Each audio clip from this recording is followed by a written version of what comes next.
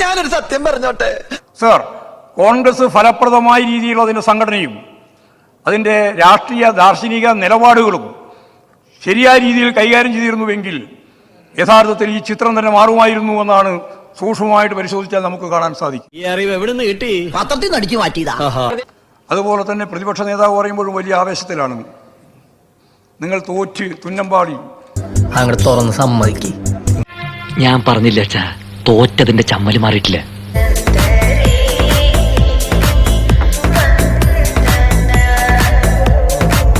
നിങ്ങൾ തോറ്റ് തുന്നമ്പാടി. എന്നാൽ ഇങ്ങനെ ഉണ്ടാവും ഒരു തോൽവി. നിങ്ങൾ തോറ്റ് തുന്നമ്പാടി. അത്ര വലിയ ആവേശത്തിലേക്ക് പോകണ്ടില്ല. നിനക്ക് ഇപ്പോഴും നല്ല വിഷമമുണ്ടല്ലേ?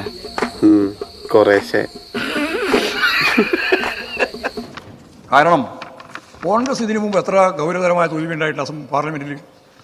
2004 നിങ്ങൾക്ക് ഒരു കോൺഗ്രസ് നേതാവും ഉണ്ടായിരുന്നില്ല MP ആയിട്ട്. അതിനൊന്നും ഇല്ലേ? നിങ്ങൾ വലിയ ആഹ്ലാദത്തിലാണല്ലോ. അങ്ങനെ ആഹ്ലാദിക്കേണ്ട ഒരു കാര്യവും നിങ്ങൾക്കില്ല ഇപ്പോഴും, സത്യം പറഞ്ഞാൽ. സാർ, എനിക്ക് മുമ്പ് സംസാരിച്ച ഗോവിന്ദ മാഷ് പറഞ്ഞതൊന്നും ജനങ്ങൾക്ക് മനസ്സിലായില്ല എന്നാണ് ഈ തെരഞ്ഞെടുപ്പ് ഫലം തെളിയിക്കുന്നത്. ഗോവിന്ദ മാഷയുടെ പ്രസംഗം കേട്ടപ്പോൾ എനിക്ക് തോന്നി ഞങ്ങൾ ഈ 10-18 സീറ്റ് ജയിച്ചത് എന്തോ മഹാ അപരാധമായി പോയി എന്നാണ് അദ്ദേഹത്തിന്റെ പ്രസംഗം കേട്ടപ്പോൾ എനിക്ക് തോന്നിയത്. ഇത് ഞാൻ ഒന്നിനോട്ട് കൊള്ളുകയില്ല. ചുമ്മാ വായിട്ട് വളവളവള അടിച്ചോണ്ടിരിക്കുകയും ചെയ്യും. വെള്ളം കൂടി മുട്ടിച്ച പാർട്ടി അല്ലടാ നിങ്ങള്. മാഷേ, ജനങ്ങൾ വോട്ട് ചെയ്തിട്ടല്ലേ ഞങ്ങൾ ജയിച്ചത്? അതിപ്പോ പറയട നാട്ടുകാരോട്. കഴിഞ്ഞ തവണയും ഞങ്ങൾ പാർലമെന്റിൽ വൻപിച്ച ഭൂരിപക്ഷം നേടിയവരല്ലേ? ഇത്തവണയും ഞങ്ങൾ വൻപിച്ച ഭൂരിപക്ഷം നേടിയില്ലേ?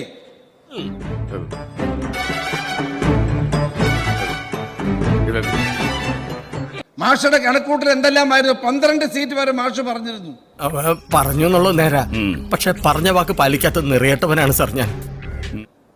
അങ്ങയുടെ കണക്കൂട്ടൽ മുഴുവൻ തെറ്റിയതിന് അങ്ങിപ്പോ ഞങ്ങളെ കുറ്റപ്പെടുത്തിയിട്ട് എന്താണ് കാര്യം? അങ്ങാടി തോറ്റ അമ്മയോട് എന്നൊരു പഴഞ്ചൊല്ലുണ്ട്. എന്തിനാ അമ്മാവാ ഈ ചിറ്റപ്പന്റെ മേൽ ചാടിക്കേറണേ? എടാ നാണമില്ലടാ.